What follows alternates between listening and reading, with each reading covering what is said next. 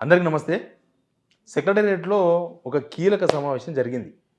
ఏంది ఆ కీలక సమావేశం? దేనికోసం ఆ కీలక సమావేశం? ప్రజలకు ఏమన్నా సంక్షేమ పథకాలు అమలు చేద్దామనా? లేకపోతే రైతు భరోసా ఇద్దామనా? దానికోసం గాదు. డబ్బులు సమకూర్చుకోవడం ఎలా? ప్రభుత్వానికి డబ్బులు గావాలి. ఆ డబ్బులు సమకూర్చుకోవడం ఎలా? యాక్చువల్‌గా ప్రభుత్వం ఒక కమిటీ ఏసింది. బట్టి విక్రమార్క గారు, శ్రీధర్ బాబు గారు, ఉత్తమ్ కుమార్ రెడ్డి గారు, జూపల్లి కృష్ణారావు గారు ఈ నలుగురు ఆ కమిటీ సభ్యులు. వీళ్ళు అన్ని డిపార్ట్‌మెంట్‌లకు సంబంధించిన ఆఫీసర్స్‌తో సమావేశం జరిగింది. అన్ని డిపార్ట్‌మెంట్‌లు చెప్తా ఏమేం డిపార్ట్‌మెంట్‌లో గూడా.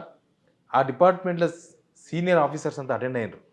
అటెండ్ అయిన తర్వాత వాళ్ళ మీద ఫుల్ సీరియస్ అయిపోయిండ్రు. ఏంది ప్రభుత్వానికి డబ్బులు ఎందుకొస్తలేవు? ఎందుకు ఇన్‌కమ్ పడిపోతుంది?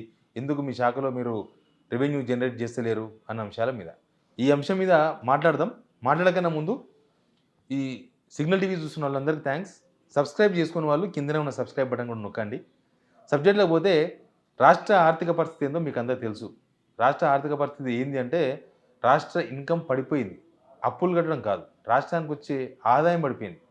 ముఖ్యంగా రియల్ ఎస్టేట్ పడిపోయింది. రియల్ ఎస్టేట్ పడిపోవడంతోన రాష్ట్రం కుదేలైంది. అంటే రాష్ట్రానికొచ్చే డబ్బులు తగ్గిపోయినాయి. రాష్ట్రానికి ఖజానాకొచ్చే ప్రధానమైన సోర్స్ ఏందంటే అదే రియల్ ఎస్టేట్ అయితేనే అటు ఆహ్, ఆహ్, పొలాలు చేతులు మారుతూ ఉంటాయి. తర్వాత వెంచర్‌లు తయారైతూ ఉంటాయి. ఫ్లాట్స్ అమ్ముడు పోతూ ఉంటాయి. ఫ్లాట్స్ అమ్ముడు పోతూ ఉంటాయి. అపార్ట్మెంట్స్ కడుతూ ఉంటారు. హై రైజ్ బిల్డింగ్స్ కడుతూ ఉంటారు. ఇట్లా రకరకాలుగా ఇల్లు కొనుగోలు, అమ్మకాలు, ఫ్లాట్స్ ఇట్లా రకరకాల సోర్సెస్ ద్వారా గవర్నమెంట్‌కి ఇన్‌కమ్ వస్తది. అయితే ఎలక్షన్స్ ముందు మందకొడిగా ఉన్నది. ఎలక్షన్స్ అయిపోయినాక కూడా మొత్తానికి జీరోకి ఎళ్ళిపోయింది. గ్రౌండ్ జీరో ఇప్పుడు రియల్ ఎస్టేట్ మన రాష్ట్రంలో. గవర్నమెంట్‌కి వచ్చే ఇన్‌కమ్ కూడా మీరు చూసిండ్రు. 18,000,00,00,000 వస్తాయనుకుంటే 8,000,00,00,000 వచ్చినాయి. అంటే దాదాపు 65% ఇన్‌కమ్ రాలేదు గవర్నమెంట్‌కి. అట్లా రియల్ ఎస్టేట్ దెబ్బతిని అయిపోయింది. నన్నెవరో అడిగిండ్రు. ఒకవేళ కేసీఆర్ గవర్నమెంట్ ఉన్నా కూడా ఇట్లాంటి సిట్యుయేషన్ ఉండేదేమో కదా రాష్ట్ర ఆర్థిక పరిస్థితి అని. నాకున్న ఎక్స్‌పీరియన్స్‌లో నేనేం చెప్తా అంటే కేసీఆర్ గవర్నమెంట్ ఉన్న ఆర్థికపరమైన ఇబ్బందులు తప్పకపోయేది. కాకపోతే రియల్ ఎస్టేట్ లాంటి రంగాలు మాత్రం పడిపోకుండా ఉండేది. ఖచ్చితంగా అవి గ్రోలో ఉండేది. గవర్నమెంట్‌కి ఇన్‌కమ్ వచ్చేది. ఇంకా అప్పులు, గిప్పులు అంటే ఎట్లుండేది మనం చెప్పలేం. అయితే ఇక్కడ ఇన్‌కమ్ పడిపోవడంతోన ప్రభుత్వం ఒక కమిటీ వేసింది. మంత్రులతో ఒక కమిటీ ఏసింది. నిజానికి మంత్రులతో కమిటీ డబ్బులు పెంచుకోవడం గవర్నమెంట్‌కి ఇన్‌కమ్ పెంచుకోవడానికి అని ఒక కమిటీ వేసుకోవడం గూడా కొంత విచిత్రంగానే కనిపించింది. అయినా సరే ప్రభుత్వానికి డబ్బులు కావాలి కాబట్టి వాళ్ళు కమిటీ ఏసుకున్నారు. దానిలో ముఖ్యంగా రెవెన్యూ, తర్వాత ఎక్సైజ్. ఎక్సైజ్ అంటే మందు, మద్యం, బీర్లు, మన వైన్స్ బార్లు. తర్వాత సేల్స్ టాక్స్ ఇట్లాంటి రకరకాల డిపార్ట్మెంట్స్ ఒక 5, 6 డిపార్ట్మెంట్స్‌కి సంబంధించిన ఆఫీసర్స్‌తో సమావేశం ఇది. దానిలో అందరికీ క్లాసిఫికేషన్ మినిస్టర్స్. మీరు ఎప్పుడొచ్చినా ఇవే రిపోర్ట్స్ తీసుకొస్తున్నారు. ఎప్పుడొచ్చినా మీరు ఇదే కథలు చెప్తున్నారు. అసలు ఇన్‌కమ్ ఎందుకు పెరుగుతలేదు గవర్నమెంట్‌కని. గవర్నమెంట్‌కి ఇన్‌కమ్ ఎందుకు పెరుగుతలేదు? ఎందుకు మీ డిపార్ట్‌మెంట్‌లో ఇన్‌కమ్ తీసుకొస్తలేరు అని. నిజానికి ఎక్సైజ్‌ది పెరగలేదు గానీ ఉన్నది ఉన్నంత ఉంది. మనోళ్ళు ఏం తగ్గలేదు. మనోళ్ళు వాళ్ళ స్టెమినా చూపిస్తున్నారు. మిగతా స్టెమినా చూపంది ఎవరనంటే ప్రభుత్వమే.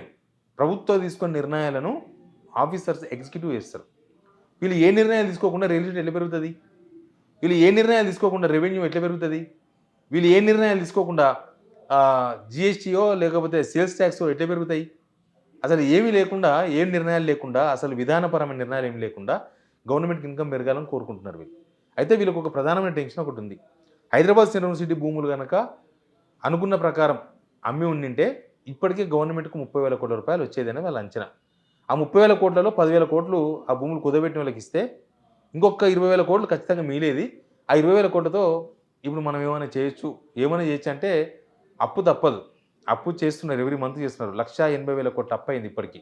ఈ నెల అయిపోతే నాకు తెలిసి 2,00,000,00,000 అప్పు కూడా అయితది.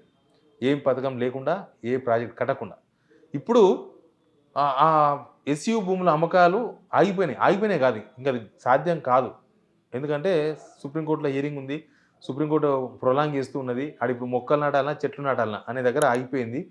అది గవర్నమెంట్ భూమే, అటవీ శాఖ భూమే అనేది తేలనికి చాలా టైం పడతది. ఇప్పుడు కాదు డిసైడెడ్.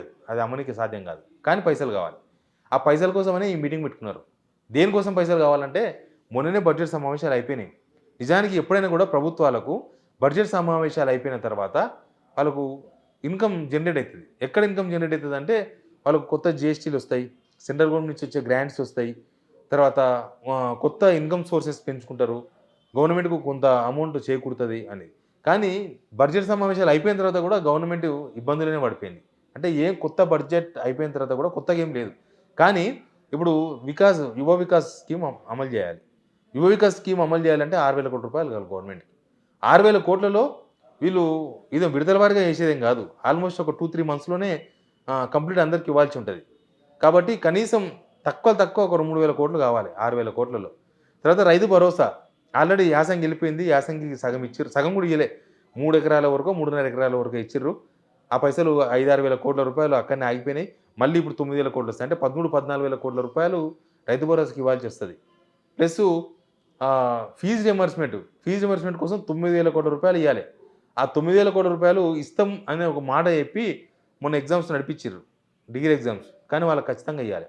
వాళ్ళకి ఇయ్యకపోతే నెక్స్ట్ మళ్ళీ అడ్మిషన్స్, తర్వాత మళ్ళీ రేపు క్లాసెసు, మళ్ళీ కొత్త బర్డెన్ స్టార్ట్ అయితది ప్రభుత్వానికి.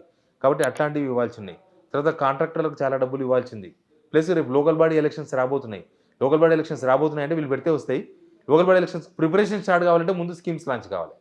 నువ్వు ఎవ్వరికీ ఏమి ఇవ్వకుండా, ముసలోళ్ళకు 4,000 రూపాయలు పెన్షన్ ఇవ్వకుండా, మహిళలకు 2,500 రూపాయలు ఇవ్వకుండా, ఇట్లాంటి ముఖ్యంగా గ్రామీణ ప్రాంతాలలో ఓటర్లకు ఇచ్చిన హామీలు అమలు చేయకుండా, అవి చేయకుండా లోకల్ బాడీ ఎలక్షన్స్‌కి పోయే అవకాశం లేదు. ఇవన్నీ కావాలంటే దాదాపు 29,000 కోట్ల రూపాయలు కావాలంట అర్జెంట్‌గా గవర్నమెంట్‌కి. 29,000 కోట్ల రూపాయలు ఇప్పుడు గవర్నమెంట్‌కి వచ్చే అవకాశాలు ఎక్కడా లేవు. ప్రతి నెల 14,000 కోట్లు వస్తున్నాయి. 18,000 కోట్లు అని చెప్తున్నారు.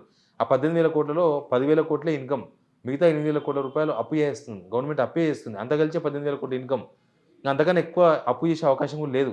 ఆల్రెడీ అప్పు కూడా తక్కువైపోతుంది. అప్పు కూడా నిండుకుంటుందనమాట. మనం సంవత్సరంలో చేసే అప్పు 5 నెలలకో, 6 నెలలకో క్లోజ్ అయ్యే అవకాశం కనిపిస్తుంది. ఇట్లా ప్రభుత్వం ఒక పక్కనేమో బాగా తీవ్రమైన నష్టాల్లో ఉంది. సర్కారు నష్టాల్లో ఉంది. లీడర్లు లాభంలో ఉన్నారు. సర్కార్ అంటే మనం. తెలంగాణ పేదదైంది. తెలంగాణ లీడర్లు మాత్రం ధనికులైపోయిండ్రు. తెలంగాణ ప్రజలు తెలంగాణ పేదరాలైందంటే తెలంగాణలో ఉన్న జనం కూడా పేదలే. ఓన్లీ రాజకీయ నాయకులు, పొలిటీషియన్స్ మాత్రమే ధనికులైపోయిండ్రు. ఇప్పుడు అర్జెంట్‌గా డబ్బులు కావాలంటే ప్రభుత్వానికి రావాల్సిన డబ్బులు ఎక్కడి నుంచి వస్తాయి? వస్తే జనాల దగ్గర నుంచి రావాలి, లేకపోతే అప్పుల నుంచి రావాలి. అప్పులు నిండుకున్నాయి. జనాల నుంచి వచ్చేయి ఏమి లేవు. భూములు అమ్మే అవకాశం లేదు. ఇట్లా మొత్తం పసాయించిపోయింది గవర్నమెంట్. ఈ పసాయించిన గవర్నమెంట్ 29,000 కోట్ల రూపాయలు కావాలని అడుగుతున్నారు. చూద్దాం ఏం జరుగుతుందో. Please subscribe signal TV.